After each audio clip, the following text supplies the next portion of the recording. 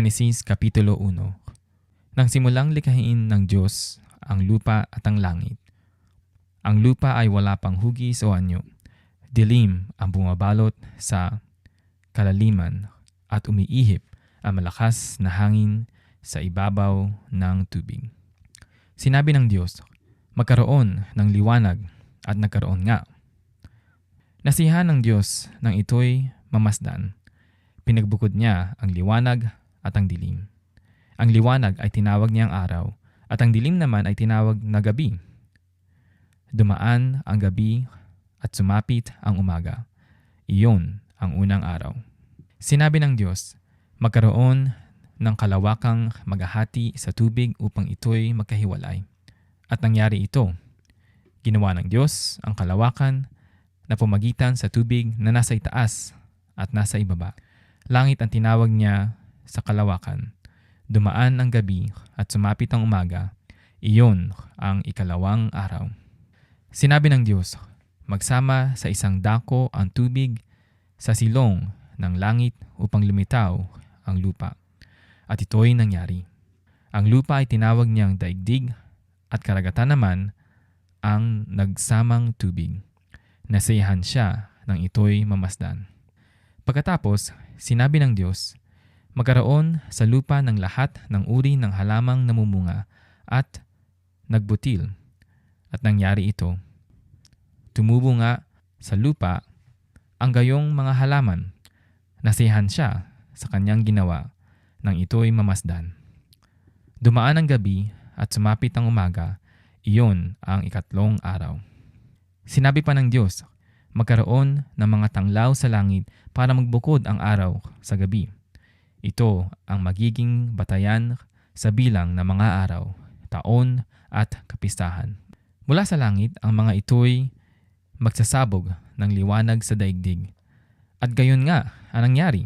Nilikha ng Diyos ang dalawang malaking tanglaw, ang araw, upang tumanglaw sa maghapon at ang buwan upang magbigay liwanag kung gabi.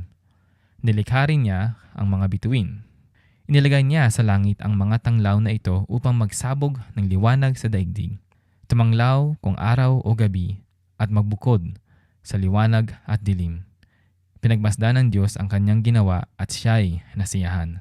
Dumaan ang gabi at sumapit ang umaga, iyon ang ikaapat na araw. Sinabi pa ng Diyos, magkaroon sa tubig ng maraming bagay na may buhay at magkaroon din ng mga ibon sa himpapawid. Nilikha ng Diyos ang mga dambuhala sa dagat at lahat ng bagay na nabubuhay sa tubig at lahat ng uri ng ibon. Minasdan niya ang kanyang ginawa at siya'y nasiyahan. Pinagpala niya ang mga ito at sinabi, magpakarami ang lahat ng bagay na nabubuhay sa tubig at punuin ang karagatan. Magpakarami rin ang mga ibon at punuin ang daigdig. Dumaan ang gabi at sumapit ang umaga, iyon ang ikalimang araw. Sinabi ng Diyos, magkaroon ng lahat ng uri ng hayop sa lupa, maaamo, mailap, malalaki at maliliit. At gayon nga ang nangyari. Nilikhangan niya ang mga lahat ng ito at siya'y lubos na nasiyahan nang mamasdan ang mga ito. Pagkatapos likhain ng Diyos ang lahat ng ito, sinabi ng Diyos, ngayon lalangin natin ang tao, ating gagawain siyang kalarawan natin.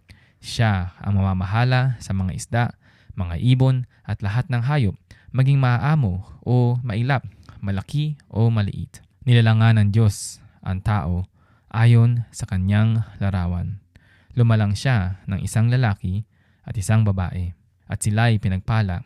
Wika niya, magpakarami kayo at punuin ng inyong mga supling ang buong daigdig at pamahalaan ito.